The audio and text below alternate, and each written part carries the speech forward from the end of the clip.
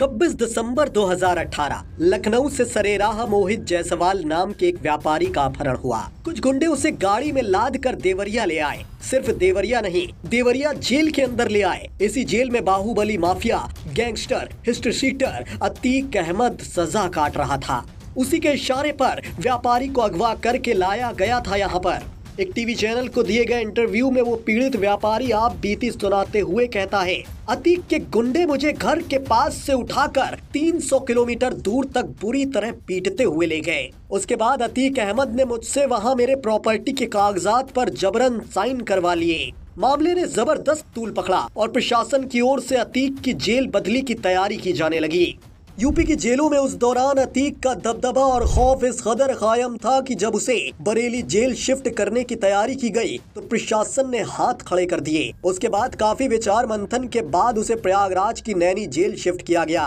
इधर ये मामला सुप्रीम कोर्ट तक पहुंच गया। सुप्रीम कोर्ट ने सीबीआई से मामले में जांच का आदेश दिया। अतीक अहमद और उसके 10 अज्ञात गुर्गों के खिलाफ मामला दर्ज हुआ। 23 अप्रैल 2019 को सुप्रीम कोर्ट ने अतीक को यूपी से बाहर कहीं जेल में शिफ्ट करने का आदेश दिया। 3 जून 2019 को उसे अहमदाबाद की साबरमती जेल में शिफ्ट कर दिया गया।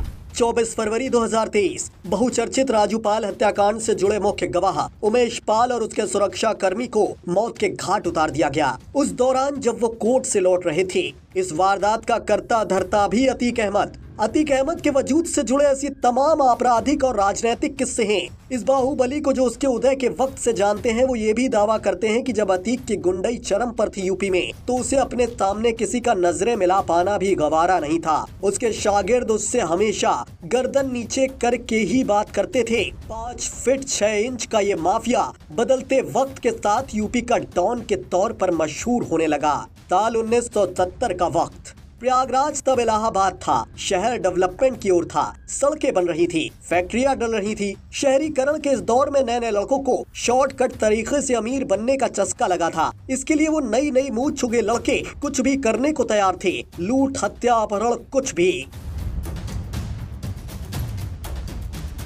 साल 1979 इस दौरान शहर के चकिया इलाके में एक 17 साल का लड़का भी इसी राह पर चल पड़ा था। चकिया इलाके में ही एक हत्या का आरोप लगा था उस पर। फिर क्या था, इसके बाद तो जैसे उसके हाथ खुल से गए। खूब रंगदारी, हत्या और फिरौती वसूली गई। जवानी की दहलीज से बस 1 साल पीछे उस लड़के का नाम था अतीक अहमद, फिरोज तांगे वाले का लड़का।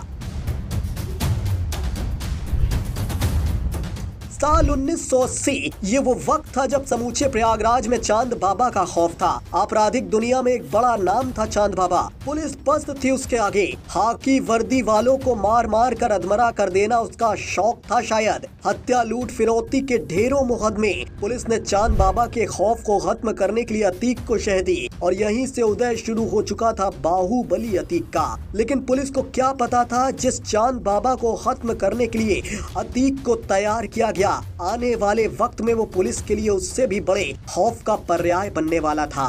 साल 1986 अतीक की ताकत का जब विस्तार हुआ तो उसने स्थानीय प्रशासन को रौंदना शुरू कर दिया। अब चांद बाबा से ज्यादा अतीक के लड़के पुलिस के लिए सिरदर्दी थे। इसी सिरदर्दी के चलते अक्टूबर 1986 को अतीक को उसी की चकिया बस्ती से उठा लिया गया। No warrant, no information. अब लोग तो ये मानने लगे कि भाई अतीक गया काम से, शव ही घर लौटेगा। लेकिन कहा जाता है कि देर रात दिल्ली से लखनऊ एक फोन आया अतीक को छुड़वाने के लिए और एक बार फिर अतीक बाहर।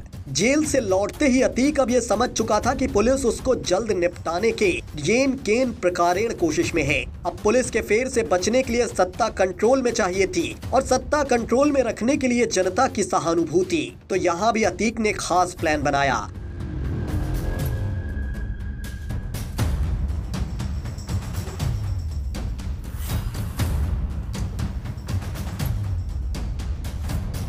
साल 1988 अतीक एक पुराने मामले को लेकर खुद कोर्ट पहुंचा और कोर्ट में सरेंडर कर दिया। उसे 1 साल की सजा सुनाई गई। इस दौरान उसके समर्थकों की ओर से लहर तैयार की गई कि जेल के अंदर अतीक के साथ नाइंसाफी और शोषण हो रहा, उनकी हत्या की साजिश हो रही। पब्लिक की जबरदस्त सहानुभूति मिलने लगी। 1 साल बाद जब वो जेल से बाहर आया तो इसी सहानुभूति के सहारे निर्दलीय चुनाव लड़कर जीत भी गया, उसी चांद बाबा के खिलाफ। अब बतौर विधायक अतीक का सियासी सफर शुरू हो चुका चुका था और अगले 1 साल के अंदर चांद बाबा और उसकी समूची गैंग को बीच सड़क एक एक करके गोलियां बरसा कर मौत के घाट उतार दिया।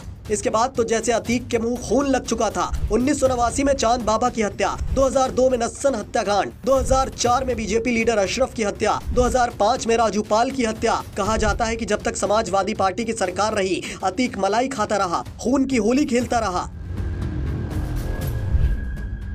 साल 2007, अब सत्ता में थी मायावती ने सत्ता संभालते ही माफिया अतीक के सारे कच्चे चिट्ठे निकालने शुरू किए। अलग अलग दर्जनों मामले दर्ज, गैंगस्टर एक्ट के तहत कार्रवाई, करोड़ों की संपत्ति कुर्क और 20,000 का इनाम। इस दौरान दिल्ली से अतीक की गिरफ्तारी हो गई। पुलिस ने इस माफिया को खींचते हुए यूपी लाकर जेल में ठूसा। इसके बाद लगातार ये आरोप लगते रहे कि वो जेल के अंदर प्रशासनिक शय के चलते लगातार आपराधिक वारदातों को अंजाम देता रहा। 22 सितंबर 2015 को अतीक ने जमानत पर निकलकर एक और बड़ा कांड किया। 500 गाड़ियों का काफिला लेकर वो कानपुर पहुंचा शक्ति प्रदर्शन के लिए, और सभी 500 गाड़ियां बेहद लग्जरी। उसकी इस करतूत से आप उसके रसूख और पैसे का अंदाजा बखूबी लगा सकते हैं। इस दौरान वो जेल के अंदर या बाहर से लगातार अलग अलग वक्त पर यूपी की गलियां खून से रंगता रहा, जो भी उसकी नापाक राह में रोड़ा बनता। लेकिन अब उमेश पाल की हत्या के बाद उसकी करतूतों पर पूर्ण विराम लग चुका है। अब हिसाब चुकता करने की बारी है।